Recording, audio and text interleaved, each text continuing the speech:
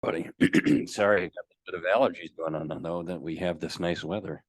Phil Brooks has a lifetime of experience leading his family businesses in the fresh produce industry. In that role, he was recognized as a top 25 leader in the produce industry. After selling his businesses in 2019, he began a new chapter as leadership, resilience, and team coach, helping family business leaders and their families with business transitions and succession.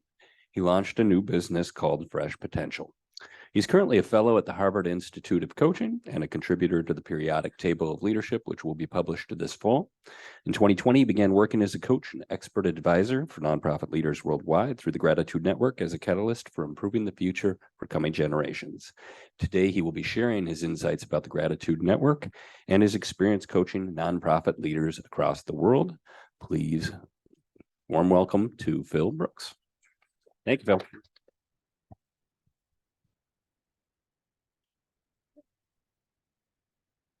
This way.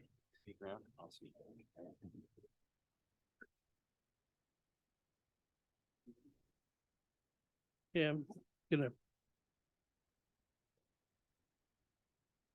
Okay, I'm going to give a little backstory here today about just about myself a little bit, then how the Gratitude Network works, and then some experience from around the world.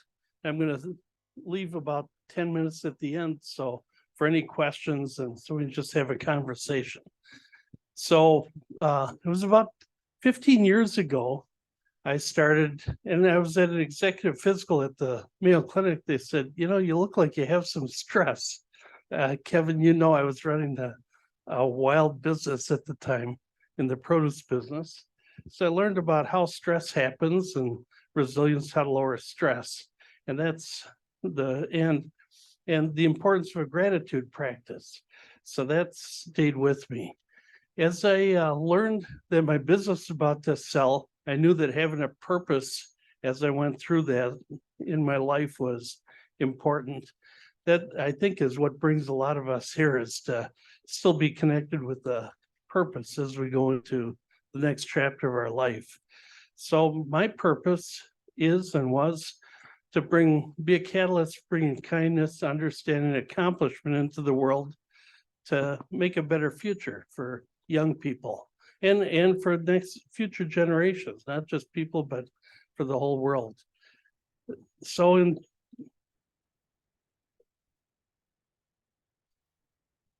all right.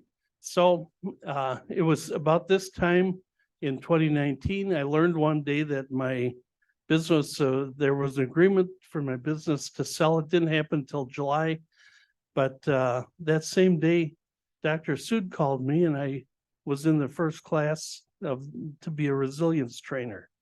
Then I thought, I want to make a contribution in the world. So how am I going to do it? So I chose the path of becoming an executive coach. So coach, team coach, family business coach. I've done that over the last 3 years. When I was in coaching school, someone said, Phil, with your purpose in life, you should get to know the people at the Gratitude Network. You definitely should be working with them. So I called them, and they rejected me, and they reject me again and again.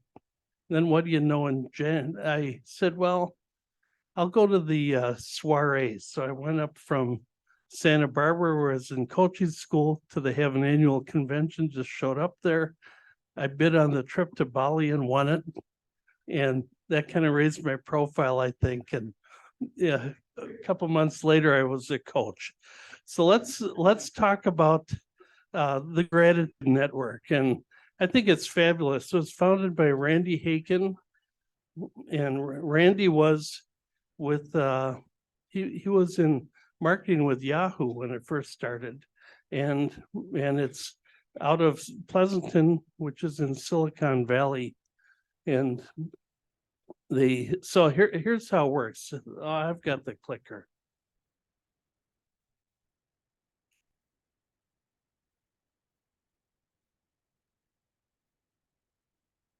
Okay, so I'm just going to talk about it, and you can read slides as we go. So what happens with the Gratitude Network each year they take applications for all around the world. This year, there's 1,500 applicants for 35 fellowships.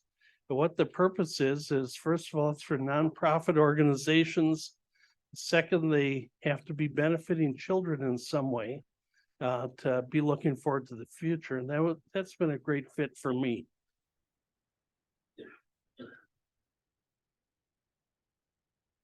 Next slide, please. Okay, here's a little video to give you a little idea about it. I'll step out of your way here.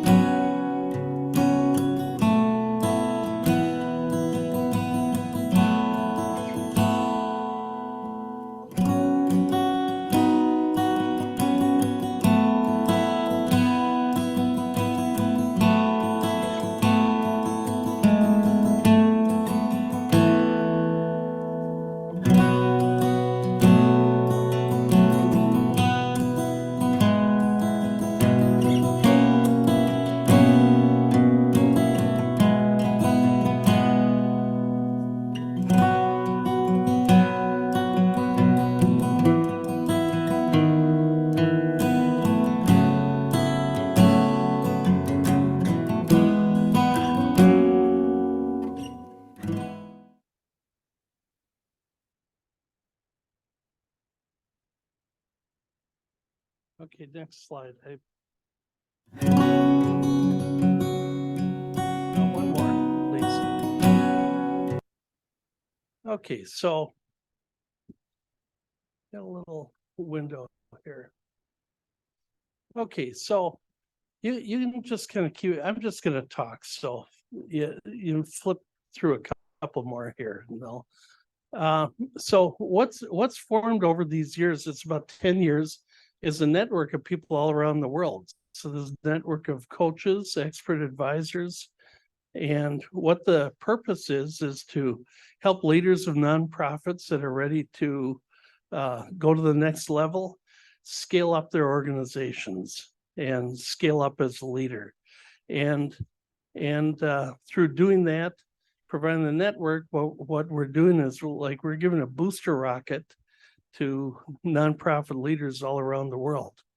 And go next. Okay, these are the areas of focus, and I'm going to get out of your way so you can see a little bit. Education, health, children's health and well-being, and families and children's rights. And I'll give you a few examples of people I've worked with.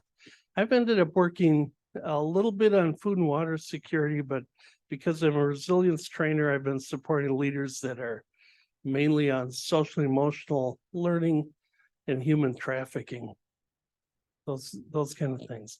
Here's the process. So when someone gets a fellowship, first of all, they get matched with a coach and so I've been coaching now for, let's see, I've had 4 fellows over the past 3.5 years. And then they're matched with the peer networking. The peer networking includes the alumni from previous years in some meetings.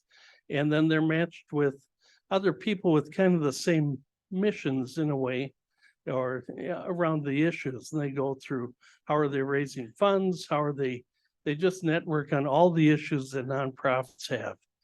Then there's networking events where coaches from around the world, expert advisors, and quote unquote ambassadors are donors from around the world and are involved in those.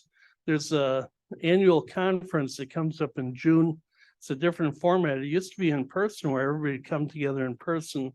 Now it's online, and it goes on for a week where there's a meeting there's a little window every day for a week so that people from all time zones can attend, because it's truly a global thing.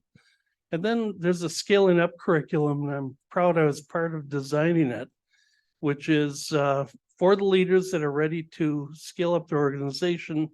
We work on having them have a long-term vision, how to get a team in place, how to have regular meetings, and lot of things out of like the entrepreneurial operating system, or it's a blend of what you do and EOS and other things blended together to tailored to them. So that's helping them with their launch. So this, the purpose is to take someone that's a leader of a nonprofit for children. Go ahead, just keep clicking. And then they have some impact, but with this kind of coaching and support, they have 10 times as much impact. And they scale up very nicely. And it's been wonderful to meet the people I have along the way. Go ahead, next. So that's an example of what the difference 1 year can make is, everybody that's in it gives it 9s or 10s. And yeah, big impact. So I'm going to go through a few examples of people I've coached. There's many other I've met in micro sessions and so forth, but this is Manoj, and actually he's being awarded an award from the Rotary Club in a Rotary Club in India there. And Manoj is, as I first met Manoj is incredible in that he had a spreadsheet that would go like from here to over to that wall right there, with every person working in his organization allocated how many minutes they spent on every task. And I saw that, I said, okay, got to work on a little leadership shift here, which we did. Manoj's organization is fabulous. They do, first of all, they're in a village in India, or villages, and what happens, there's no workers' comp. Parents get injured, drugs or alcohol get involved with the family, and you have a 9, 10, 11, 12-year-old that goes to the railroad station to beg for money, or they run away from home. And then there's child traffickers. They say, if you want things to be better, you got to get to New Delhi or Calcutta. And they get them a ticket, someone meets them, and then it's awful what goes on. They either get put into a pickpocket gang, or if it's a girl, into the sex trade, or if they're a blood match, they become an organ donor. So it's rough stuff. So what Manoj and his group has done is they've created a rehabilitation camp to rehabilitate both the child and the family from alcohol or drugs. Behavior modification camp, that's step 2. Then a reunification process with the family, and a pathway for them to get back on track with their education. So that's the first one. Next. Mayank, that's him on the right. Mayank, his organization is in India. In India, there's about half the children go to private school, half to public school, and you've got a cultural thing with the caste system and things like that. And the government's focused on STEM, but nothing on values or how to cope with stress or so forth. So that's what it is. This social and emotional learning. They set up learning labs in schools and bathrooms with all the tools for the children, and they're training teachers how to teach about social and emotional learning, to train the teachers, or come into the schools maybe every week and take care of that part of the curriculum that's not normal in schools there. Okay, next. This is Praful. He's my current fellow, and Praful he's making, him and his organization making a huge impact. So he was he's a software engineer running this organization. What's interesting about it is he's in his leadership style, he's trying to go to, or he was trying to go to the assumptions about leadership, but I identified that his superpower is that he understands how to run agile projects. And that's exactly what his organization's doing. So the government, or as they see a need, they run a project around it using the same things they do if they were a software project, and to identify what's going on and get the right team in place and get it done.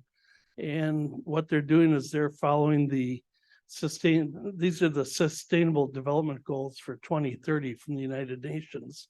And he's recognized by the government people in India. And when they have a tough project that needs to get done, he's kind of him and his organization, the go-to people.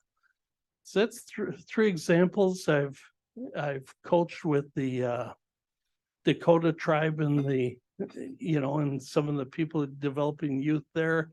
And again, people all over the world.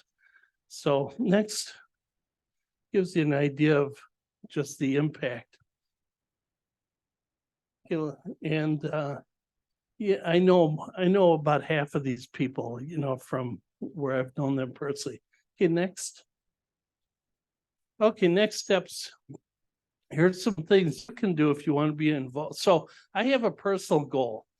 I've seen how well this works, and I've wanted to get a first fellow in the Twin Cities. We've got one applicant in the mix of 3,500 right now from the Twin Cities. And then what's happening is our intention is over the next years to create gratitude hubs around the country and around the world, to be a hub where people can support, get some local fellows and grow this over the coming years. So first thing is, if you want to see how it works, we're looking for some judges to judge who the next fellows would be. That's ongoing right now. If you let me know, or there's a name here, you can sign up. Then you'll get a little inside look at the application and so forth. If you're considering doing it yourself, a good first step might be to be a judge. And then it's closed for this year, but I'd like to work for next year, about next January or so. They'll open up a window for consideration of fellows, and hopefully we'll have a couple we can nominate for the process. And third, one fellowship costs about $12,000, $13,000, something like that. They've agreed there's people that would match funds if we do any fundraising to get one in Minnesota, and I think that'd be a worthwhile thing to try to do, and to get to know this a little deeper. And then there's every month or two, there's different forums where you meet a fellow and so forth. If you would like to dial into one of those, again, let me know, or get on the mailing list, and we'll let that make sure that happens. So I think this has been it's been just a fabulous thing to see the people that have come together to do this, and I'm honored to be a part of it, and I'm honored to be able to share with all of you today. So, any questions? Or what would you like to know?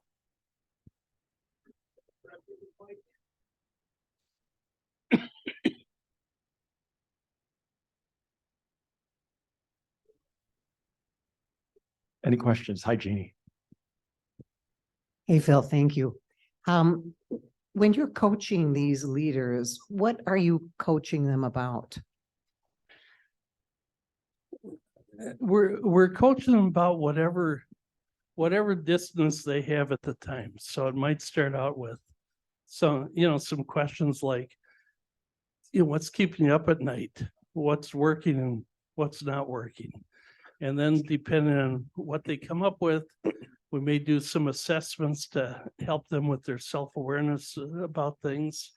And sometimes they're looking at things that are happening and they're going, these things are just not working. And sometimes you have to tell them, those smudges you see, they may have your fingerprints on them.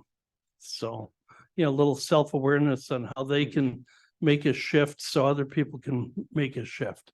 And it's developing as a leader. Oftentimes, young leaders are looking at, I'm good at this nonprofit thing, so I have to tell people how to do their things. And then as they mature as a leader, they realize if they surround themselves with good people and give them support, things will, they can loosen the reins a little bit. And so each one's different, but coaching is identifying some things to work on and yeah, that's I think I answered it. It's individual to each person and their organization, and I ask them the questions to help them provoke thought and awareness and growth. Phil, when you say fellowship, what is that? What exactly is that? Is that like a coaching session or? The fellowship is, it means they become part of the network. They get assigned a coach. They have access to expert advisors on everything from fundraising to social media to marketing and so forth around the world.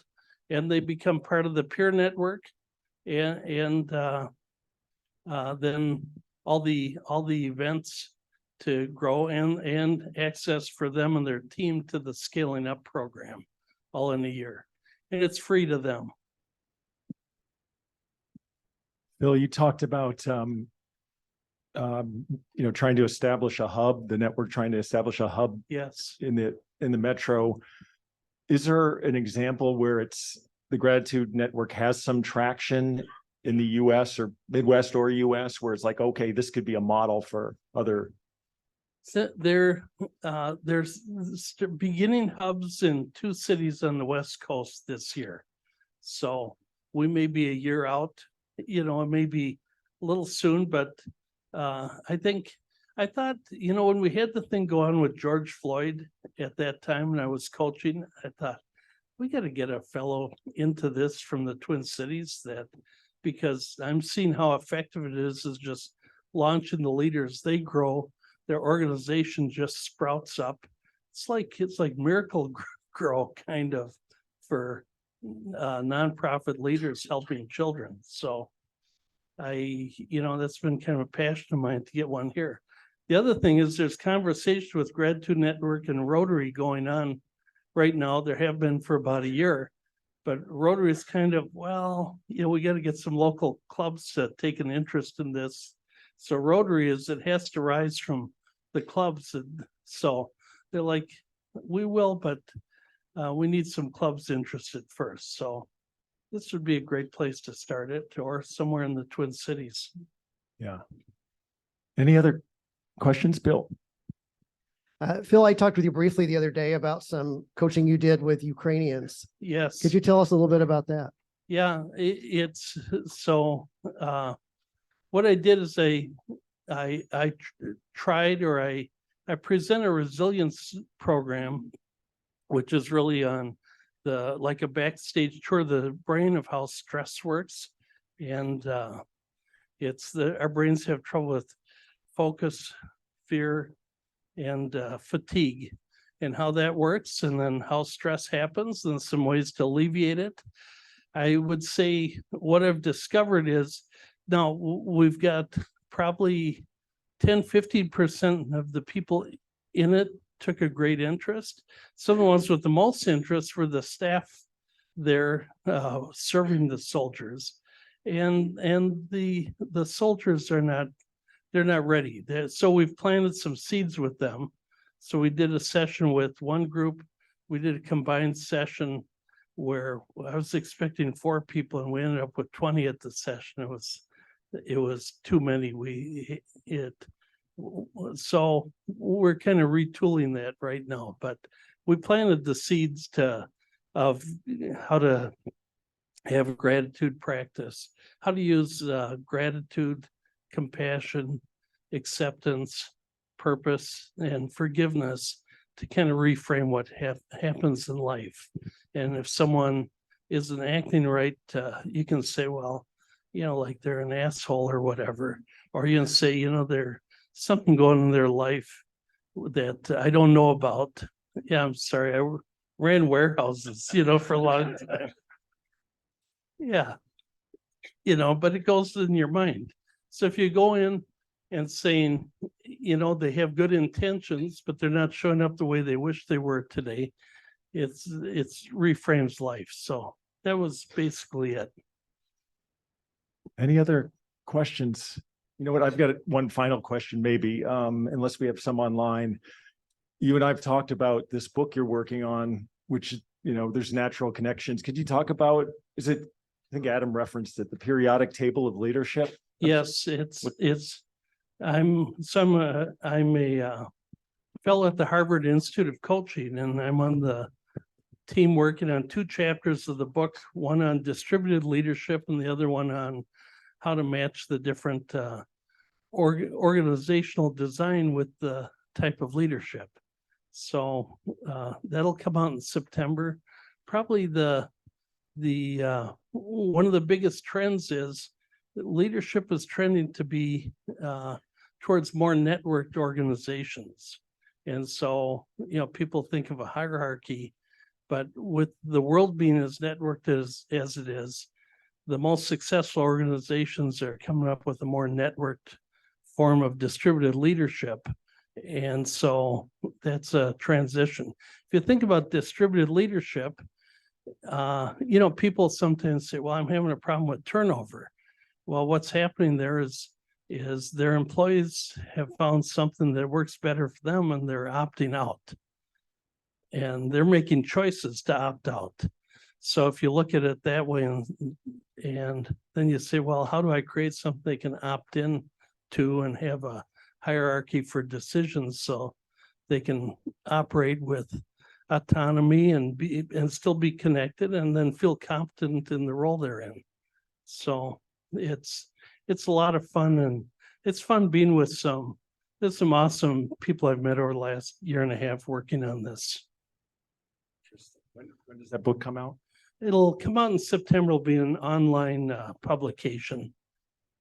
Terrific. Thank you, everybody. One moment before we end this, Phil, thanks. We do have a question online. Do nonprofit schools fit into this model, the Gratitude Network model? Yes, that would be a fit.